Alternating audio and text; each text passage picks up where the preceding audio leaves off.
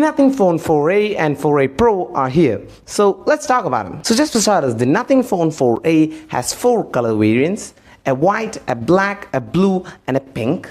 And then for the Nothing Phone 4a Pro, we have 3 color variants: a black, a silver, and a pink. Yeah, so this time around they've started using pink. Okay, so now let's talk about the designs. So the Nothing Phone 4a looks pretty much similar to the Nothing Phone 3a at a quick glance.